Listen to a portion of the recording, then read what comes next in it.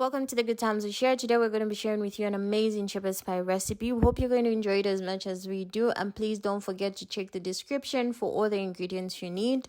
So for the first step is we're going to make our potato puree. So you're going to prepare a nice big pot of hot water, add salt to taste, and add in your 1.5 kgs of potatoes and boil them until they are tender to the bite. Once your potatoes are cooked, you're going to drain off the excess water and just mash the potatoes into a nice big bowl like so. After you've mashed all your potatoes, you're then going to add in half a teaspoon of black pepper, 50 grams of butter, making sure your yolk does not break. So one egg yolk, 50 grams of Parmesan cheese, which you're going to put all in there, leaving nothing behind, and 1 cup of milk. Making sure to mix all this together whilst your potatoes are still hot, which helps the butter to melt easily and mix in evenly. So once that is done, we're then now going to make our meat mix. So 3 tablespoons of vegetable oil or olive oil, 1 large chopped onion, and just going to fry this together for 3 minutes. After 3 minutes, you're going to introduce 3 crushed cloves of garlic and 200 grams of carrots, and you're going to fry this together for 7 minutes.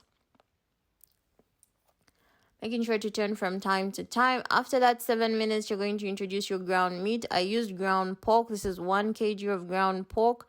So we're going to cook this together until we've lost that nice pink color. So keep turning from time to time because you do not want it to burn. So until we've lost that color, then we're going to season it with half a teaspoon of salt, half a teaspoon of black pepper, and half a teaspoon of rosemary. Rosemary which could be dry or fresh, and just mix that really in. Right after that, you're going to put in 1 tablespoon of tomato paste, which you're also going to mix in. You don't have to let time pass. And then we're going to add in our thickener, which is 4 tablespoons of flour, just ordinary baking flour. And you're just going to mix it in, fold it into the meat really well. As you can see, our meat is starting to kind of stick together, but that's what we need because it's going to be our thickener. So to cook all this down, we're then going to get 2 cups of vegetable broth, which we're just going to mix well with everything else that's going on in that big pot, that big pan. Oops, we spelled some, but we do not stop cooking. We continue. So after you've mixed it, you're going to leave it to simmer. When it is halfway simmered, keep mixing from time to time. You're then going to add in 2 teaspoons of white sugar. This balances out the salt taste and makes it taste really good. So just mix it in really well. And just after that, add in 200 grams of peas, which could be fresh or frozen. It doesn't really matter. So for the rest of the cooking time, you're going to simmer it down with these peas and they'll cook in that time. So keep mixing it from time to time so that it does not burn. Right now, our meat mix is perfect. It's nicely thick. It's nicely cooked. We're just going to switch it off and get ready to put it into our baking bowl.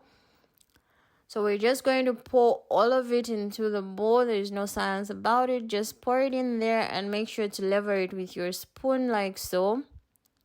After you've leveled it up, you're then going to put all your potato puree on top. And just level it out as well. So after that's nicely done, then you're going to put this nice design with your fork. It doesn't make sense, but you'll see the sense when it is all cooked. So as silly as it seems, make sure you do this lovely job, this nice decoration. At 200 degrees Celsius for 20 to 25 minutes. This is what you should have after baking it. So we hope you enjoy this. Buon appetito a tutti. Until next time, it's bye-bye.